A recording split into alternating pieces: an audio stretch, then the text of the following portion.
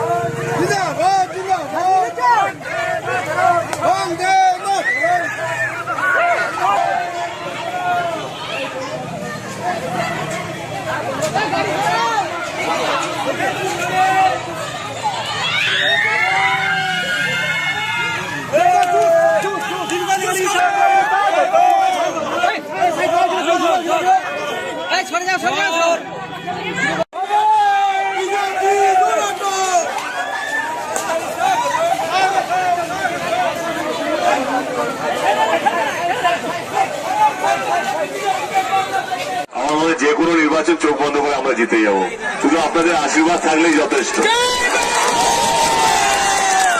আমার মনে হয় কি আসতে যখন দেরি হয়েছে তখন নিশ্চয়ই দিলীপ দা বা অন্যান্য আমাদের দলের নেতারা বলে দিয়েছেন আমাদের দল কি কি করেছে ভোট দেওয়ার জন্য। নিশ্চয়ই আমাকে আলাদা করে বলা দরকার নেই, তাই তো?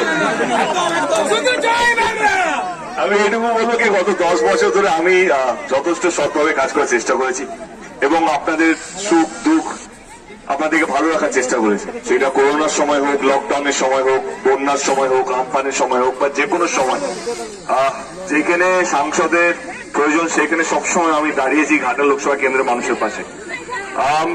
আপনারা এখন সবাই জানেন কি ঘাটাল মাস্টার প্ল্যান যেটা কেন্দ্র সরকার দেয়নি এতদিন ধরে, এটা স্বাধীনতার পরে না, এটা স্বাধীনতার অনেক আগে থেকে লড়াই এই ঘাটাল মাস্টার প্ল্যানটা। আমি ধন্যবাদ জানাবো মাননীয় মুখ্যমন্ত্রী দিদিকে এই ঘাটাল মাস্টার প্ল্যানটা স্যাংশন করার জন্য। রাজ্য সরকারের তরফ থেকে এই ঘাটাল মাস্টার প্ল্যানটা এবার শুরু হবে।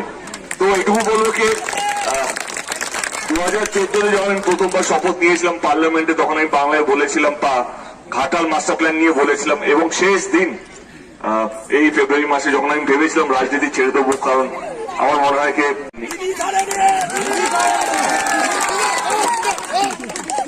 দিলীপ দা তো আমার ভালো লাগে এটাই দিদিকে দিয়ে ঘাটাল মাস্টার প্ল্যানটা করানো। আমার মনে হয় কি এটা শুধু ঘাটাল শুধু নয়, আমার মনে হয় ঘাটালের সঙ্গে সঙ্গে দাসপুর, পিংলা, সবং, পাঁশকুড়া, কেশপুর অনেকটা জায়গা যারা বন্যা, আরামবাগের অনেকটা জায়গা যেটা বন্যার মধ্যে ডুবে থাকে, এই সমস্ত অঞ্চলে এই সমস্ত বিধানসভাগুলো কোথাও যেন সেখানকার মানুষগুলো এই ঘাটাল মাস্টার প্ল্যান হলে ভালো থাকবে। আশীর্বাদ করবেন যেন এরকম আরো ভালো ভালো কাজ করাতে পারি, কখনো রাজ্য সরকারের মাধ্যমে, কখনো কেন্দ্র সরকারের মাধ্যমে। ভালো থাকবেন, অনেকটা দিয়ে থ্যাংক ইউ সো মাচ, অসংখ্য ধন্যবাদ।